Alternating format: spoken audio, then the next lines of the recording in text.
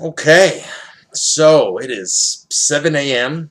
and I'm not awake this early just because I'm about to prepare breakfast for my mother, Mother's Day. I'm awake because the New York Rangers just took the series from Washington last night. They're about to face the New Jersey Devils in the Eastern Conference Finals, and the dream matchup is finally happening. After 18 years, it's finally happening.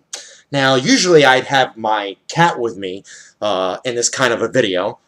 She is, very, very important collaborator in my filming these things. But I'm wearing this jersey right now, and I don't want your stinking claws even, like, coming close to this. I just know that you have a field day, so you're good right over there. So, I said this consistently throughout the year. I want the Devils to do well. The better they do, and the better the Rangers do, the more intense and the more relevant the rivalry. So I've rooted for the Devils to succeed throughout the season. I've rooted for the Devils for their success all because of this very day. Because of this opportunity we as fans have coming up these next 2 weeks. And so now we're both here. And because of that, as of today, I mark this as the first day I no longer root for the Devils' success. It is over now. But that is not to say that I do not respect them. I do respect them, and I'm going to show how much I respect them in this video blog. It's just that I hate them with a passion that roars through my belly and courses fiery through my veins. My dear friend Rob, in fact, he texted me not long after the Rangers lost Game 6, and, the Rangers failed to wrap up their series against Washington when they lost that game. Now, Rob is a Devils fan, and Rob said to me, "Jason, I'm angry that our epic matchup has been stalled." He wanted the Rangers to win, and, because his Devils had already clinched a berth in the Eastern Conference Finals, and they were simply just waiting for us. Well, last night after the Rangers finally won, they reigned victorious, they wrapped up the series, I texted Rob and I said, "And so our epic matchup begins." He texted me back, and his response, very understandably, was, "And so our friendship ends." Now, I'm not going to sit here and give you a prediction of who I think is going to win this series. That would be an exercise in futility, and I think both Rangers and Devil fans alike will agree on that. Everyone is trying to predict this, and by large part by trying to read all these stats and history. For example, 11 teams have had to go the full 7 games for the opening 2 series of the playoffs, and not one of them has gone on to win the Stanley Cup. Well, I say to that, Lottie freaking da. The Rangers were 0 for 85 over the century in overtimes in the playoffs until they decided this week to win not 1 but 2 miraculous games in overtime against the Washington Capitals. The analysts also pointed out that 80% of teams who lose Game 5 in the opening round go on to lose the series. Well, both the Devils and the Rangers lost Game 5 in the opening series. Both were facing elimination in Game 6, and both came back to win the series. Now, here's another piece of history I actually don't care about. The fact that the Rangers have beaten the Devils 4 out of the 5 times they faced each other in the playoffs. I don't care about history. It will not predict who wins this series or how it's going to go. Another thing that's not going to matter is the state of either team and how each team is doing right now. I don't care that Martin Brodeur is 40 years old and he has more experience than anyone, and he happens to be the most dangerously offensive goalie that's ever lived, and probably no more so than right now. I don't care about that. I don't care that the Rangers right now and their defense is being hailed as maybe one of the greatest defenses NHL has seen probably in the last 5 to 10 years. None of that matters. Did it matter to New Jersey that they were facing a red-hot Philadelphia team who just destroyed the Penguins in the first round? No. Did it matter to Washington that the Rangers just beat them in arguably the most miraculous victory in the Rangers team history? No. But especially with the Rangers and the Devils, whenever these two teams come together and play one another, everything gets set back to 0 and nothing peripheral matters. The only thing that matters is that next game. Crazy enough, however, for example, The only thing I do get caught up in are the neat stories that are sort of happening behind the scenes. They have little to do with who's going to actually win the series. But, one thing, people need to step back and appreciate certain things. For instance, right at the top of this list of great stories, I'll say it's Martin Brodeur. The guy's 40 years old. He's a guy, here's a guy who his rookie year, 18 years ago, was the last time these two teams faced one another in the Eastern Conference Finals. That year, Brodeur went on to win the Rookie of the Year award, and who knew that he was going to go on to become one of the greatest, if not the greatest goalies that ever lived. It makes me sick to say that.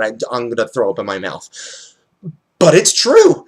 And, here's another amazing story. You got Ilya Kovalchuk, who's arguably one of the best top 5 players of the last 5 to 10 years. And he's never gotten this far in the playoffs. On the other end, we've got Henrik Lundqvist, arguably the best goalie of the last 5 years, and definitely, indisputably, the best goalie this year. And he's never gotten this far in the playoffs. You've got a New Jersey coach who has a history coaching a decent player in Clarkson. He comes in this year and takes Clarkson's game to a whole new level. The guy scores 30-plus goals this year. Unbelievable player, great performance, and he's still kicking ass in the playoffs. Then you've got a Rangers coach who has a history of coaching Brad Richards to a playoff MVP and a Stanley Cup, and Richards is as clutch as Derek Jeter is in the playoffs this year, earning every penny of that overblown, disgustingly large and lengthy contract.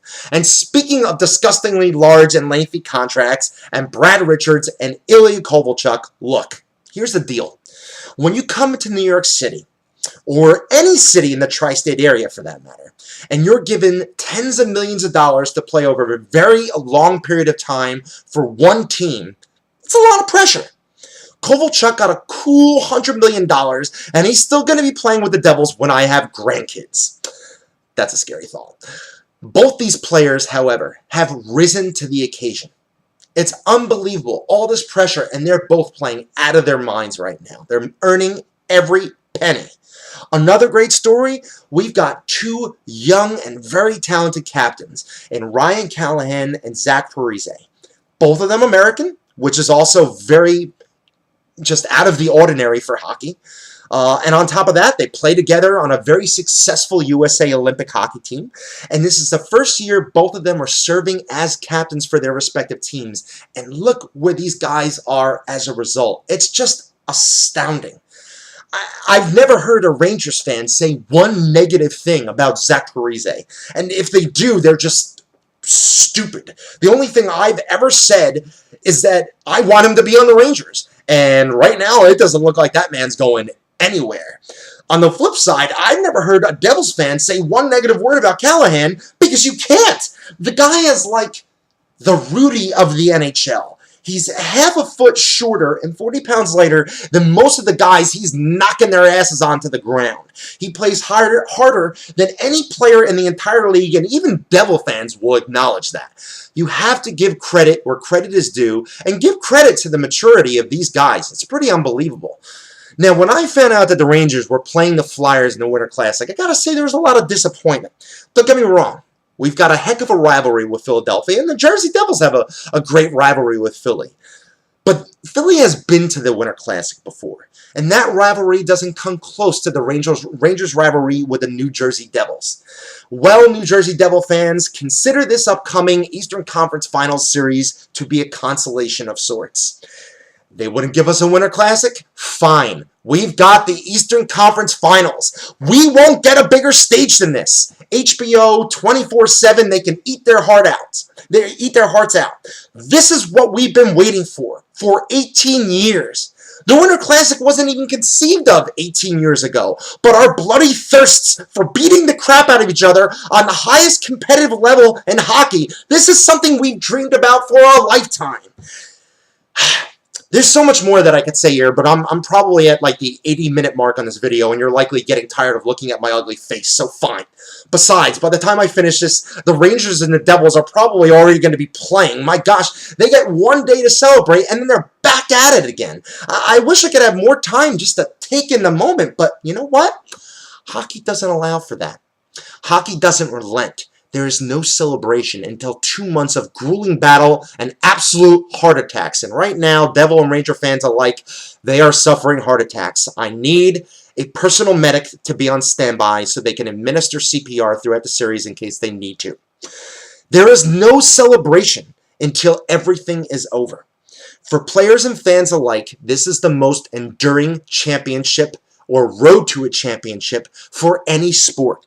And I challenge anyone out there to argue otherwise. So, let the epic season continue. 8 p.m. tomorrow, Monday night, Madison Square Garden. Let's go Rangers! Kitty, stop playing with that. Stop it right now. Get my Rangers jersey off. Stop it. Had to get off the Rangers jersey. Had to get it off because she's going to freaking claw me. Anyway, I'm done. Let's go Rangers. And all I have to say is I have no prediction on what's going to happen. I just know I'm probably not going to live through the end of it because I'm going to have a heart attack and a lot of us are not going to survive. Okay. Thank you. Goodbye.